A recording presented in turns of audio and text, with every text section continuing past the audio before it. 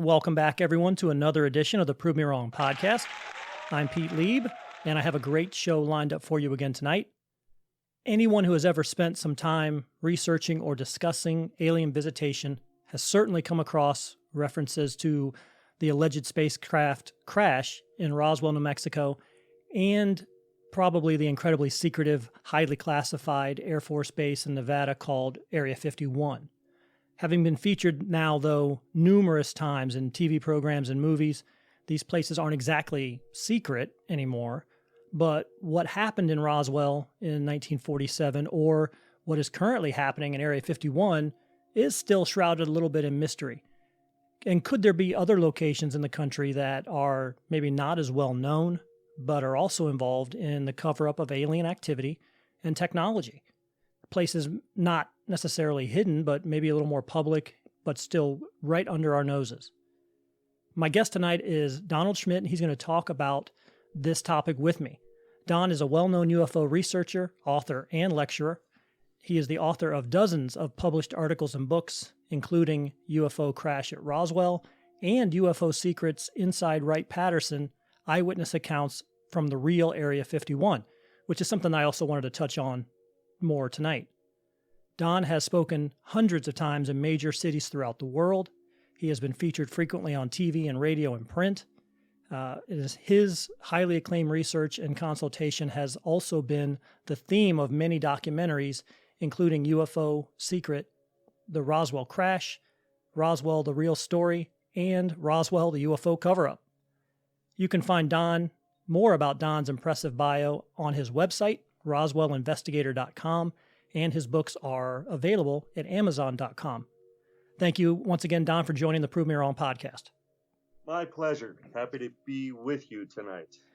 So this is the first time we've ever talked. So if you don't mind, could you give me some backstory as to when you became involved in research surrounding alien visitation and the incident in Roswell? Of course.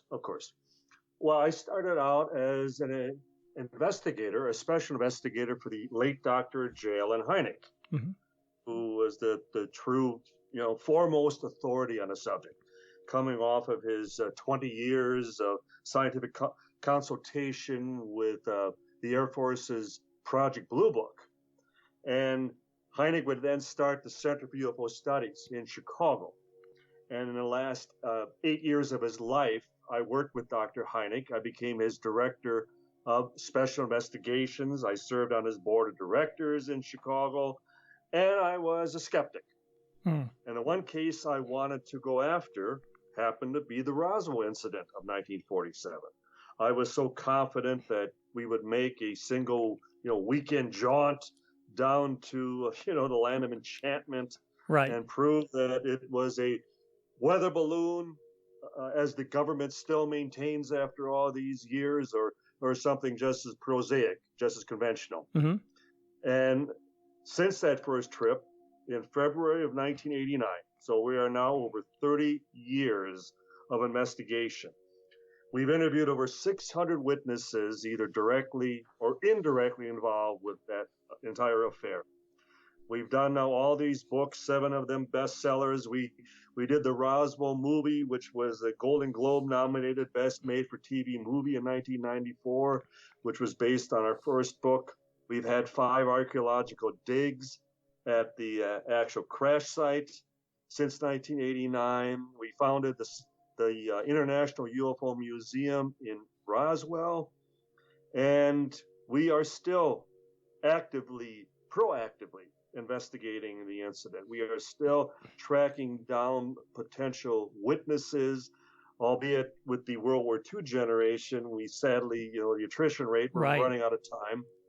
We face that inevitable, race with the Undertaker, as we called it for all these years. And now we're sadly working more and more with the families. But nonetheless, we're getting all the more deathbed testimonies. We're getting, family confessions provided us by husbands, by fathers, even mothers, who happen to have been involved or to some extent received information concerning the reality of the the incident back in 1947. And as you know, deathbeds are admissible in a court of law. Mm-hmm. They are accepted as physical evidence. And it just has solidified the case all the more. The idea that in the final phase of these witnesses' lives, right to the point that they realized they only had a matter of weeks, possibly even days, and then they finally confessed to their involvement. They finally said, I was there in Roswell. I was stationed at the Roswell Army Airfield at that time, and this is what I saw. This is what I experienced. This is what I held right in my hands, and it was not from this earth. So for people, a lot of people have heard that there was a spacecraft crash. Can you give us a high-level understanding of actually what happened and what the story is? Well, let's keep in mind, first of all, that on Tuesday, July 8th of 1947, the Roswell Army Airfield put out that famous press release where they claimed they had actually captured a flying saucer. I mean, that's a matter of historic fact. Any skeptic that may be listening at this time, please accept the fact that they started it. They put out that proclamation. They announced to the world that they got one. They had captured one. 5 hours later, they explained it all away as being just a misidentification, that it was nothing more than a weather balloon device. And then one would have to ask, in Roswell at that time, you had headquartered the 509th Bomb Group. This was the elite of the military. They were the best pilots, officers, crewmen, doctors, nurses, enlisted men. If you swept a broom on that base back in 1947, it was because you were the best sweeper in the entire United States military, because you all had a top security clearance protecting the fact that you were in charge of the atomic bomb, the first atomic bomb squadron in the world, all stationed at Roswell at that time. And then the likelihood that you would be unable to identify off-the-shelf materials that a 5-year-old child would have readily, been able to identify. Materials such as neoprene rubber, reflective foil, wooden sticks, tape, and string. And that you would somehow jump to, the quantum leap explanation that you were dealing with an alien spacecraft. And yet they did, as again, an historic fact, put out that very announcement. So that's where, during our first investigation, that very first trip to New Mexico, and then 3 months later, actually 2 months later, we were already back, because we realized, after speaking to first-hand witnesses who actually handled wreckage, none of them were describing balloon wreckage of any sort. None of them were describing aircraft wreckage, rocket wreckage, bomb wreckage. None of them. They were all describing something way above the pale, something truly extraordinary, which forced us then to adjust course, to then accept the fact that what if these people indeed are describing exactly what they experienced, what they held in their very hands, and then forcing us to realize, what if they're actually telling the truth? What if they are indeed describing something well beyond our technology, beyond our comprehension? And so as we approach this objectively, as we approach this with an attempt to prove it to be conventional, we were forced to accept that we were wrong. And I can sit here this evening and state to your entire audience, we were wrong as far as the conventional explanation, and that we quickly realized we were dealing with something truly beyond our technology and well beyond a weather balloon device of any sort. So the story goes that there was initially an explosion of some type on the craft, and that resulted in a debris field, and then the actual craft itself crashed some distance away. Is that correct? That is correct. That is absolutely correct. One object, no collision, no multiple objects, that there was a single object that in the midst of a severe lightning storm in Lincoln County, New Mexico, about 75 miles northwest of Roswell, it, for whatever reason, it exploded. It rained debris down on an area of open pasture and open ranch. At that time, it was a ranch of 75,000 acres.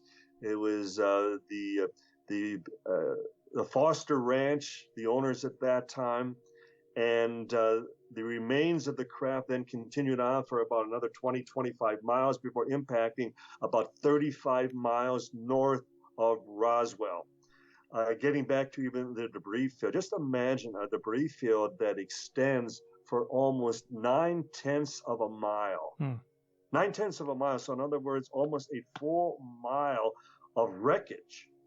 That in itself, just demonstrates the amount of debris involved, the extent of the debris coverage. Whereas a balloon, any form, any type of balloon, a single person could have gone out there, gathered it up in a matter of minutes, tossed into the back of a pickup truck, and that would have been the end of it. So that was hardly the case here. So you say you had 5 archaeological digs. Were they in that debris field, or were they where the craft actually crashed? And obviously, the hope, by the very description of that amount of debris, and the fact that witnesses described to us finding debris at that site. Years thereafter, we had the greatest hope and anticipation of possibly still finding something there. Mm-hmm. And so the 5 archaeological projects focused on that very site, that very location, utilizing everything from metal detectors to electromagnetic spectral analyst equipment, even subterranean radar, both aerial and ground penetrating radar. And so we have found a number of elements that appeared to have been abnormal, extraordinary, in the sense that it is not of any conventional material, as registered alloys and elements are here presently on our planet Earth. But nonetheless, it still doesn't prove that they are extraterrestrial. It's just that we don't have anything registered as far as that combination of components. As a private, so we keep searching, we keep looking. Yes. Has any private citizens come forward with anything that they may have found independently? We've had many false alarms, and when I say many, I'm talking in excess of a dozen stories where people felt that they had found something or that something had been hidden in their residence because they had family members who were stationed at the base at that time, or that they were civilian ranchers in the adjoining areas back in 1947. So in our proactive investigation and for our efforts to leave no stone unturned, we've always checked out these cases. Mm-hmm. We've gone down in the crawl spaces. We've gone down in the basements. We've gone up in the attics. We've gone as far as behind retaining walls, around a cistern down in a basement at one point, and even other areas at the ranch itself. There's a deep well that we've investigated. There have been caves that we've explored. Every time a potential witness has provided us with a possible lead that we've been able to plug in, that it's been part of this large mosaic, this puzzle, that it sounds like it could be connected. We have investigated, we've looked into. We've had all these, sadly, false alarms, but nonetheless, just as a detective story, like a cold case file. We have to investigate everything with the possibility, with the chance that all it will take is one time that it proves to be successful. One time that we finally get our hands on the genuine article. Right. And there's no doubt it will make all of the 30 years of investigation, pale in comparison, and certainly will make it all very worthwhile. So what happened to all the civilian witnesses at the time? You say there were a lot of people who, at the moment that it happened, were on site and saw what happened and was there. What happened to those people? How were they silenced? Well, the advantage you have in the military is that it's simply a matter of just ordering, enlisted men, ordering officers to keep their mouths shut. Officers, for example, have always been the most reluctant because you can threaten them with loss of their pensions, you can demote them, you can transfer them to Iceland, where they're never heard from again, that type of thing. Whereas civilians are an altogether different animal, in that the military, unless martial law is declared, the military has absolutely no authority over civilians. Mm-hmm. And I think it's one of the sad reasons that they went to extreme measures to silence these particular witnesses. The rancher, the Mac Brazel, the foreman of that very ranch, when you consider that he was the one who alerted the military to the debris field, all that wreckage. It was so much that he realized, there was no way he could clean it all up. In fact, one of the things he even, lamented when he first reported it to the sheriff in Roswell, Sheriff George Wilcox, was who was going to clean up all that debris. I'm in charge of that ranch, and I had to circle the livestock, the sheep, 2 miles around the debris field just to get to the water trough, just to, water themselves. And he just couldn't see doing that day after day. In other words, there's that much wreckage out there. So Brazel, he reports it. And he, in turn, then reports it also to the Roswell Army Airfield. And it's the very base command. Now, think of this for a second. If it's just a matter of a balloon or even an aircraft of any sort, well, the first thing you want to do is check it out. You want to investigate. Mm-hmm. It's the 4th of July weekend. It's enough that they alert the very base commander, Colonel William Blanchard, to look into this. And then he just doesn't dispatch a couple of grunts, a couple of, enlisted men, go humor the rancher, or just go check it out. It's a balloon, but, help him clean it up and end the story. But the base commander, he dispatches his 2 head of intelligence, Major Jesse Marcel, head of intelligence of the 509 Bomb Group, and the head of counterintelligence, Captain Sheridan Cabot, in the event it's something foreign, suggesting that they can't recognize this material. They have no idea what it is. So they're the ones who are dispatched to follow the rancher out to the site and investigate this firsthand. So Brazel, he's performed his due diligence. He's been a good civilian, a good citizen. He's reported fine. And how do they reward him? Well, the military abducts him. They grab him and they hold on to him for the next 5 days at the base.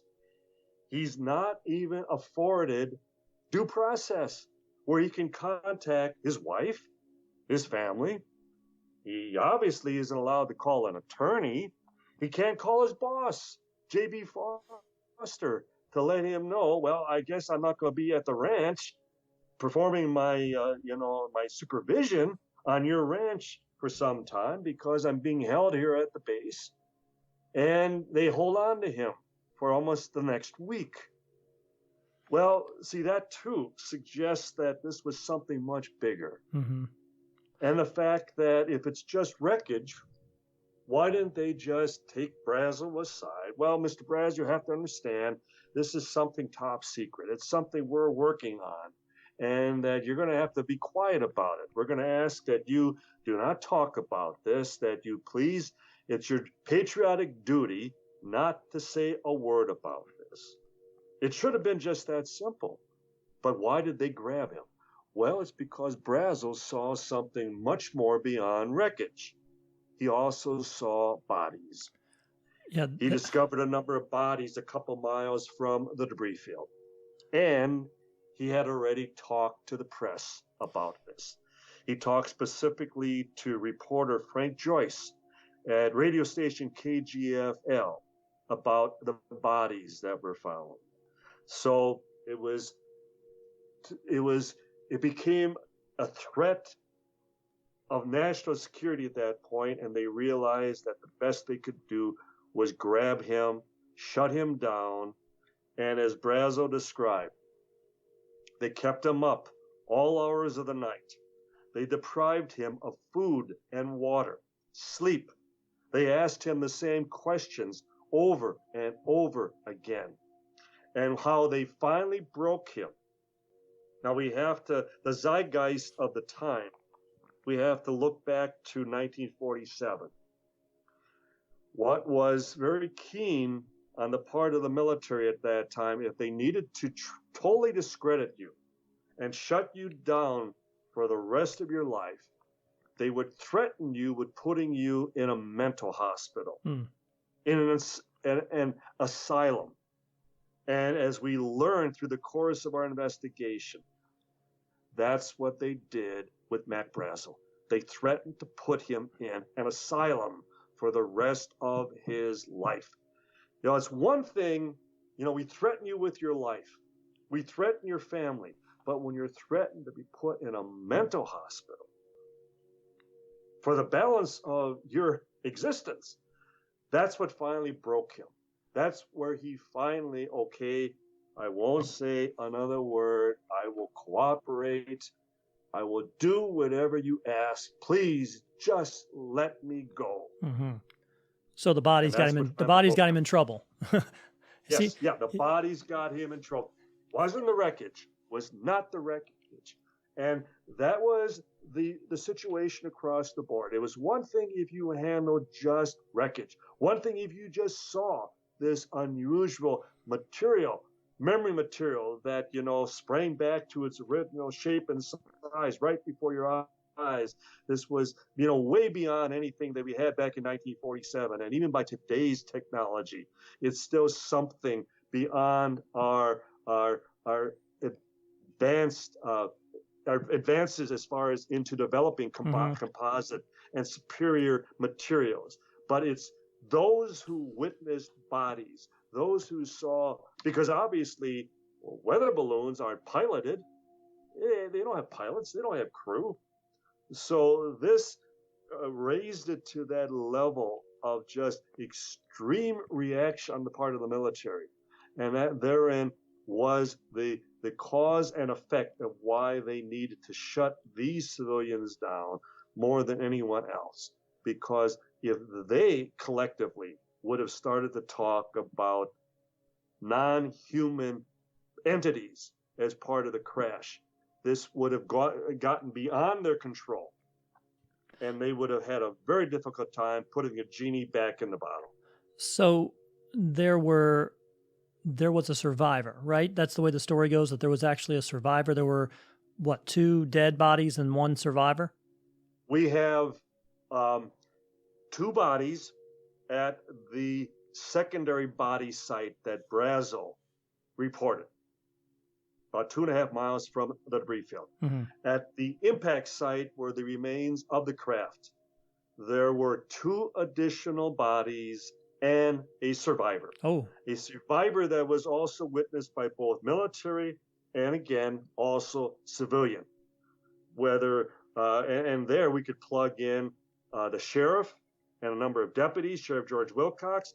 We can plug in an archaeological team that was headed by Professor William Curry Holden from Western Texas Tech. which we can demonstrate, we can prove was working an area north of Roswell at that very time. And we can also plug in a number of firefighters, Dan Dwyer and Ed Reeves, who drove a private car out to the site and arrived there before the military came in. And so these were all the civilian witnesses who were there, who observed the survivor back at the time, just before the military cordoned off the area, came into the area, secured the site, and then also played strong arm tactics with all those civilians, the same as they did with Mac Brazel at that time.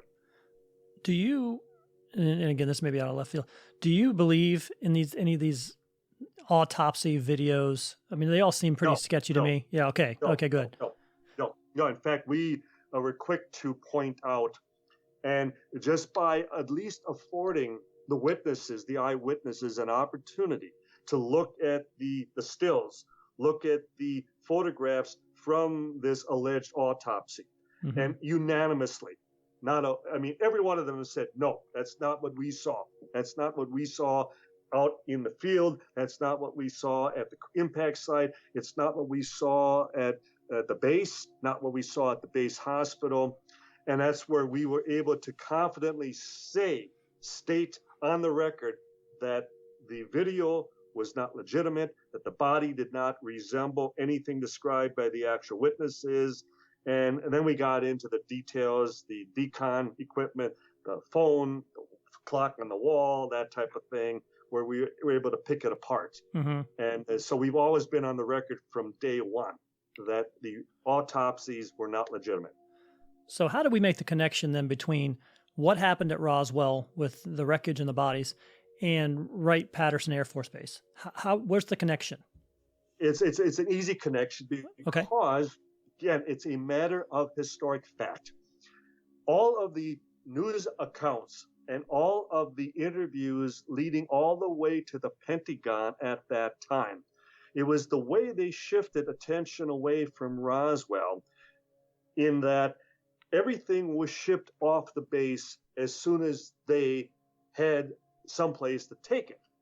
And all the announcements, even the FBI Bureau office in Dallas, Texas, which we have a copy of that very telex, it states that the wreckage from Roswell all went to Wright Field, which would become Wright-Patterson Air Force Base just months later when it became an Air Force facility.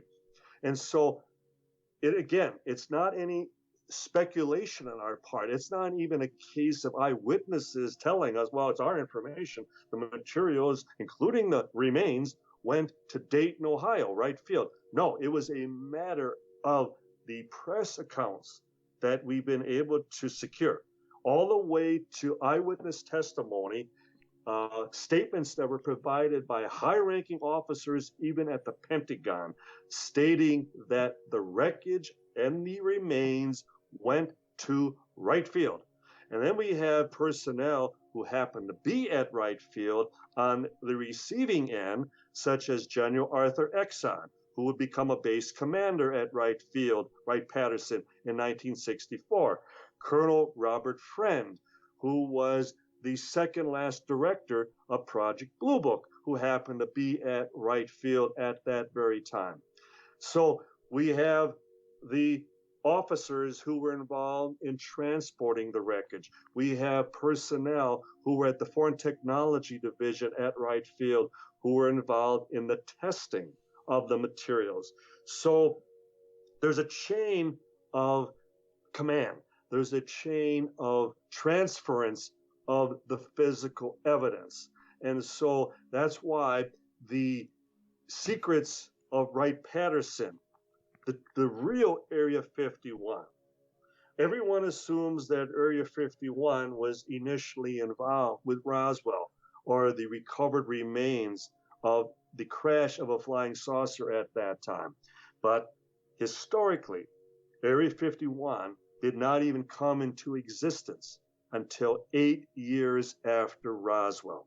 And then it was just a preliminary test facility north of Nellis Air Force Base. So it was hardly even in the position, even as it was given birth, to even become part of this for many years thereafter. The true Area 51, the true testing of the wreckage from Roswell and other alleged crashes for many years to come was Wright-Patterson Air Force Base in Dayton, Ohio. And quite simply for the fact that they had the Foreign Technology Division. Okay. Whether it was a MiG fighter, whether it was Nazi aircraft, Me-262s, Japanese Zeros, whatever we acquired during the wars and post, as far as in war years, World War II, Korean, Vietnam, whatever we would acquire from an adversary, it would go to Wright-Patterson Air Force Base for testing and analysis. So it made perfect sense that in the case of Roswell, that if you had something truly foreign, it too would also go to Wright-Patterson in Dayton, Ohio. So is it still there? Because, I mean, Wright-Patterson's a very public place now. I mean, I've actually toured it myself. I'm from Columbus, so I toured Wright-Pat when I was a kid. Is it still there? It's in the heart of the city, exactly. We had a retired colonel who jokingly said to us that, as he put it, we had a hell of a time bringing anything onto the base or shipping anything out without the public being fully aware of it. So right. We've had eyewitnesses who have suggested for many years that everything was cleared out of Wright-Pat in the early 80s. Okay. So you're talking almost 40 years ago. And that too, as you're describing, makes more sense than to suggest that it's still housed there, that it's still in one of the deep vaults, 10 levels beneath the base proper, being hidden all these years. So that's where we can plug in the Area 51s, Groom Lakes, Dugway in Utah, which is the biological medical research facility. And we have firsthand witnesses suggesting in the last 50 years that bodies have been stored at Dugway in Utah for that same reason. So we're able to then shift how things constantly are on this ongoing level of research and escalating the attempts to test and reverse engineer the remains, the technology. And if I may just summarize as far as where I believe they presently are in such efforts to reverse engineer the technology, I find it rather arrogant that we feel that we can immediately, have something of that nature drop in our laps and we immediately can plug it in, so to speak. Mm-hmm. I like the analogy that you could take something as simple as a toaster and you might teleport it back in time to, say, the Middle Ages. And they might be able to take it apart and then reassemble it. But the point being, if they can't plug it in, they're never going to get it to work. And so I still maintain the position that it's a quantum leap ahead of us, that we just can't bridge that technology. As often as we go back to it, we still can't find the on button. Is there any example? Is there any example of a technology boom of any kind that could have been directly tied to the information we have obtained from that Roswell craft? Anything in your opinion? Good question. And one of the things, again, based on the eyewitness testimony of the nature of some of the debris recovered, witnesses described, aside from the metal-like, plastic-like, nearly indestructible material, some of the wreckage that you couldn't even scratch or mar with a 16-pound sledgehammer, other pieces of material that had I-beam structures with strange symbols that ran the length of each piece, and then the memory material, which I described earlier. Witnesses also described silken strands of material like microfilament fishing line, but yet you could hold a light up to one end, and the light would emit out the opposing end, the opposite end. Well, back in 1947, they're describing fiber Fiber optics. optic, yeah. And yet fiber optics weren't developed and come into vogue until around 1970s. So maybe it still took them another 20, 23 years before they finally broke that. So yes, I see that there are certain things that may have been bridged from that technology, but it's been very slow in coming, and it may be beyond our lifetimes before they, make that another quantum jump in such technology. And you mentioned it just a few minutes ago, and this may be a little, again, out of left field. But I've also read that the tech boom that the Nazi Germany had during World War II may have been the result of work with their own captured alien technology. Have you ever heard anything about that? Oh, there's much, and a number of books that even suggest, even jokingly, that the Germans have always had help, that it's one of the reasons that they were so advanced during World War II. Mm-hmm. And we have to consider that, as the old saying, that war being the mother of invention. Well, the Nazi party, the Germans, went into World War II with the full mission, the anticipation of declaring war on the entire world, taking over the entire world. Right. So it may have in many ways been the impetus that all of their resources, all of their scientists, everything was geared towards coming up with the most sophisticated and the greatest breakthroughs in technology at that time. And in many respects, they succeeded. They were way ahead of us, and America, United States, coming into the war, almost like the second string coming in to take over. We were coming into it late, mm-hmm. and we had to play catch up in many respects. So I find really nothing to suggest that they had help, that it was of any alien nature, and in many respects, we surpassed the Germans as our own aircraft, took to the air, and we quickly, and as demonstrated, thank God we came up with the bomb before they did. Right. So who really did have some actual help? We can only surmise, we can only dream that maybe it was the one time that the good guys truly did win, as they should. So you mentioned, way back when, 73 years ago or so, there was definitely a need at the time to cover it up.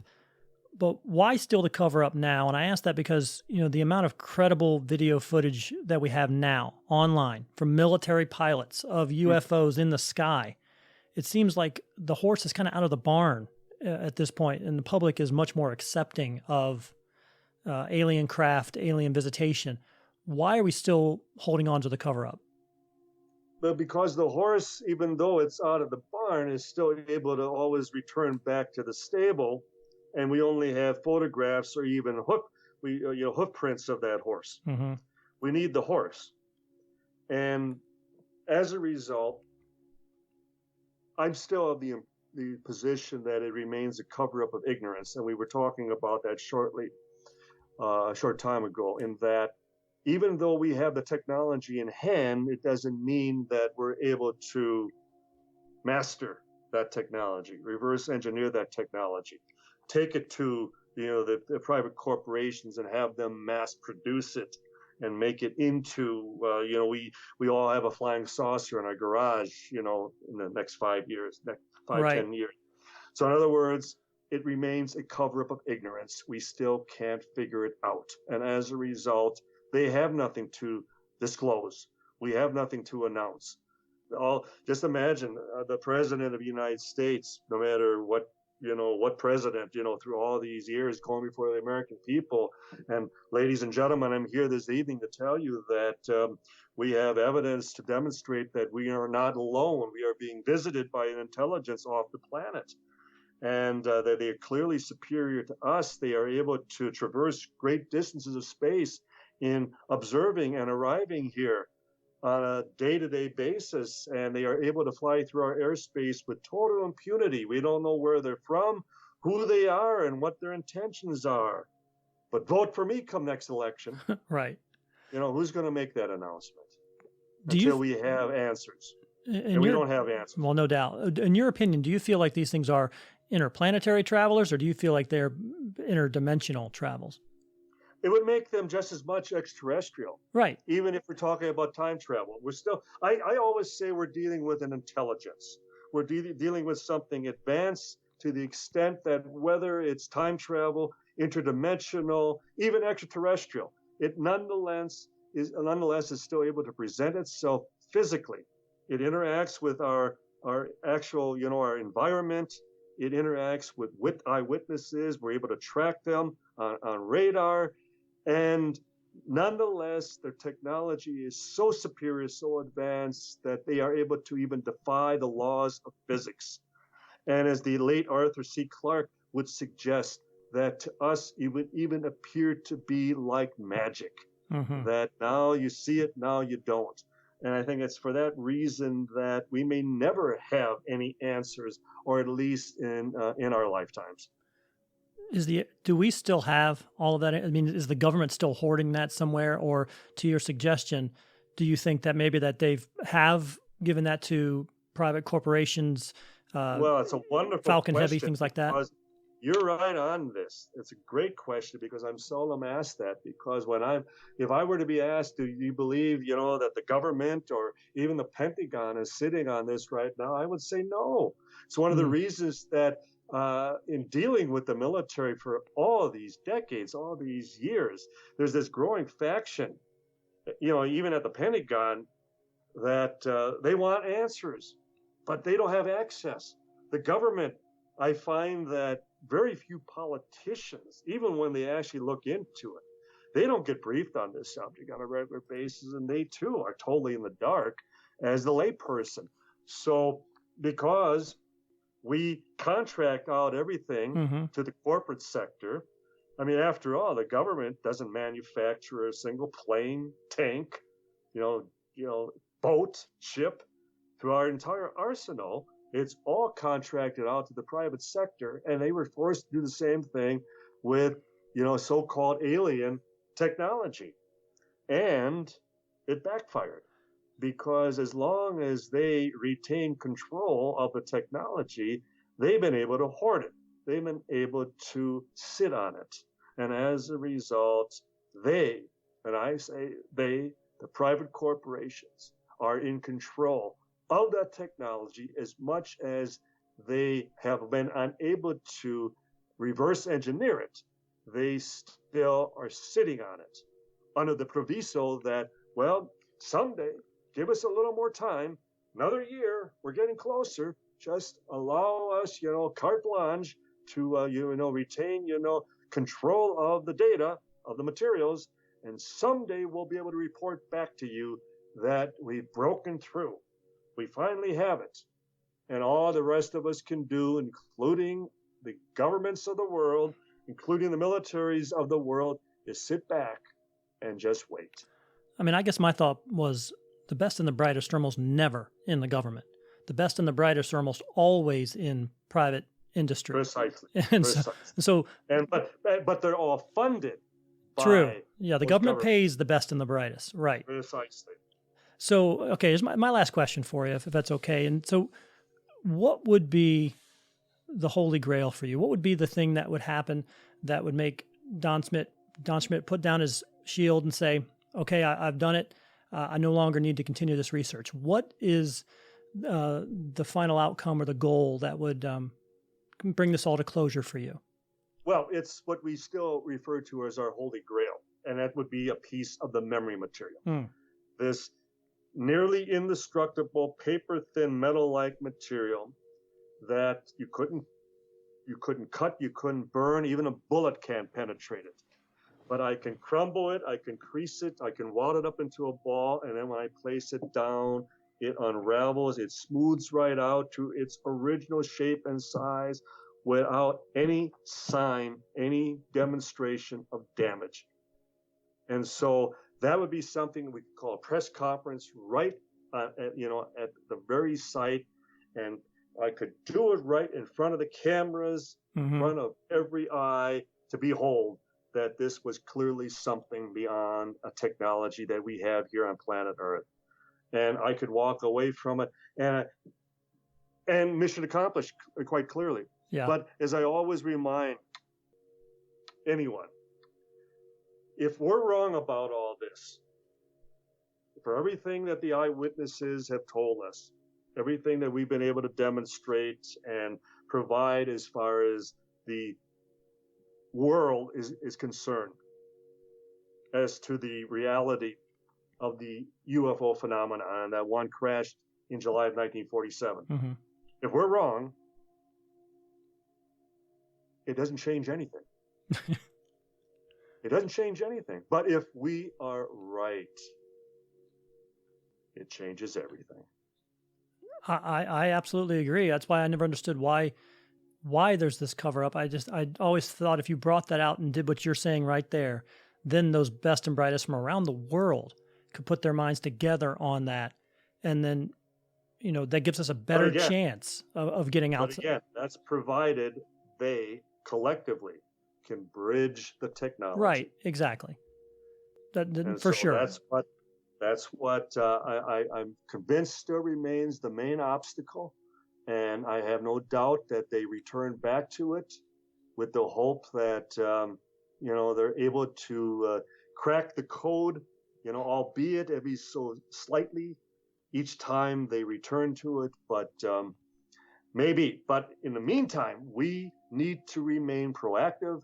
I need to, as we are at the moment working and planning, once we get back to life, as we hope it returns back to normal. No doubt, yeah. Sooner than later, but we fully expect to have another archaeological dig at the site. Wish us well, because maybe this time we will find a piece of that Holy Grail. No doubt. Well, thank you so much, Don, for joining the podcast today. I really appreciate that. I know. Well, let's do it again. Well, for sure. Absolutely. I know that public appearances are kind of out right now, but do you have any other books or any other speaking engagements? We presently have a coffee table book that is slated for release now in June, which is a full color black and white, 250-page coffee table pictorial on Roswell. Minute by minute, hour by hour, day by day, up to the contemporary times of the entire incident. And then our next actual book, Roswell, the ultimate cold case file closed. So in other words, if we were to take this, as we demonstrate in the book, into a court of law, we would win this hands down with all the deathbed, all the eyewitness testimony, and short of the actual physical evidence, that there have been many cases that have been closed based on nothing more than circumstantial evidence. And so that book is slated for this coming June as well. Well, I'll be looking for both of those, Don. Actually, they sound incredible to me. Thank you so much for joining the podcast. I really appreciate it, and hopefully we can do this again soon.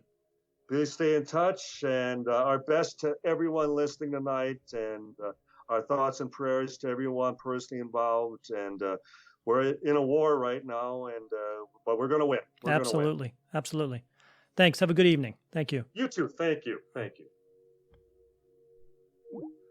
So that was Don Schmitt, really a world-renowned UFO investigator. I was not lying about that when I said that. Done a lot of work with regards to Roswell, a lot of work with regards to Area 51, Wright-Pat Air Force Base. I did want to ask him those questions because, like I said, being from Ohio, I've gone to Wright-Pat Air Force Base. I couldn't imagine having an alien craft, alien bodies, what have you, in the basement while I'm up topside touring, looking at the bomber planes.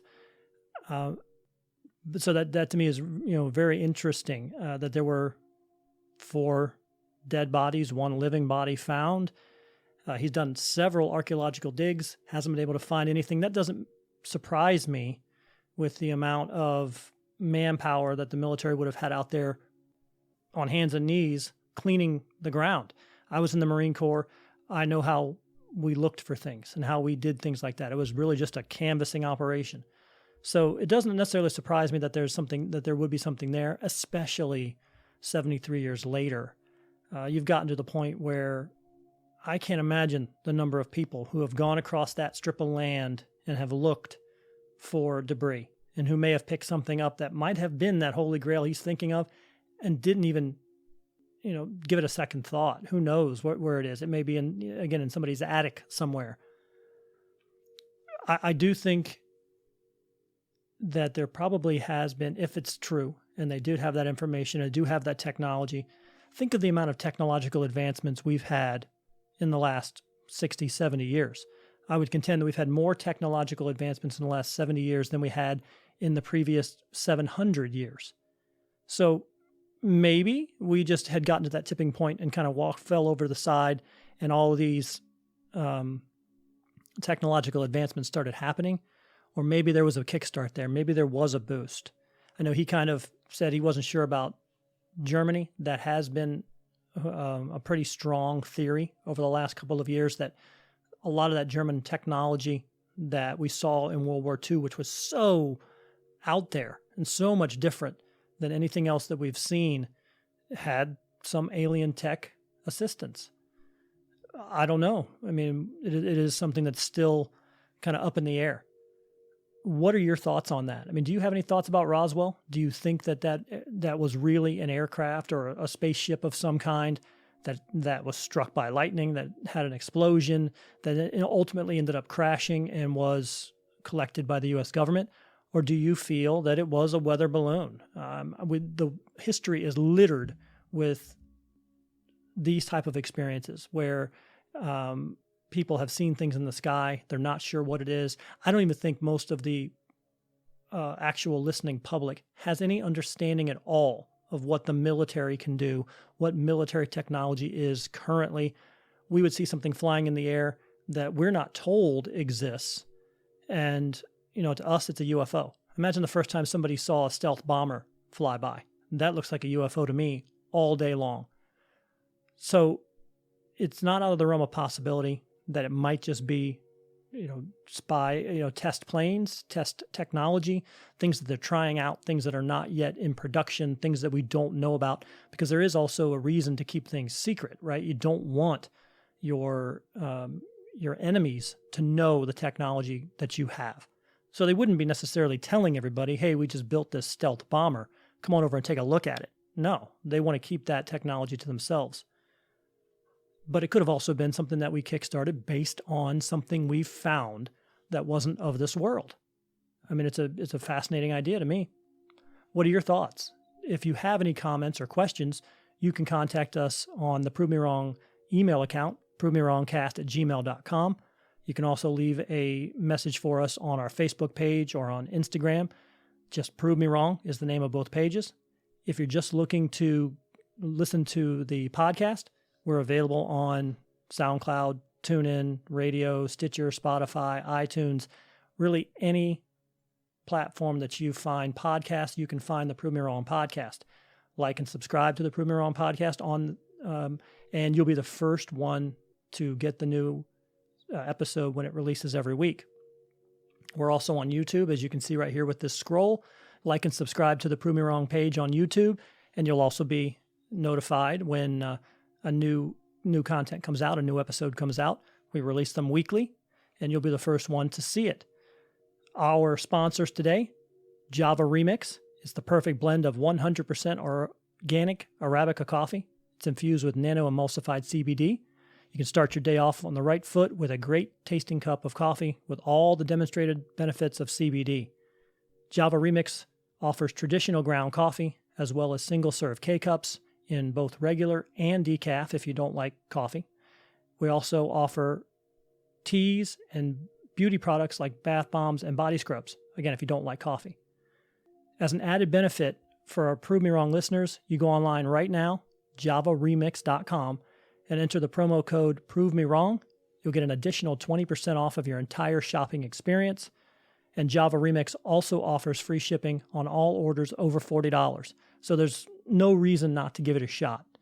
Once again, that's Javaremix, promo code Prove Me Wrong. The Prove Me Wrong podcast is also brought to you tonight by ZendoZones citronella burners from JT Eaton.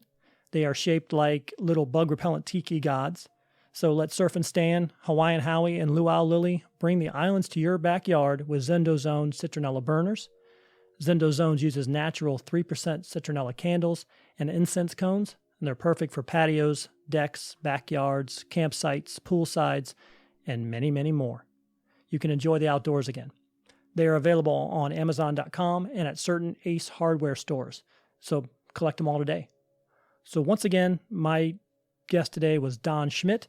You can find Don online at roswellinvestigator.com, and his books are available on Amazon.com.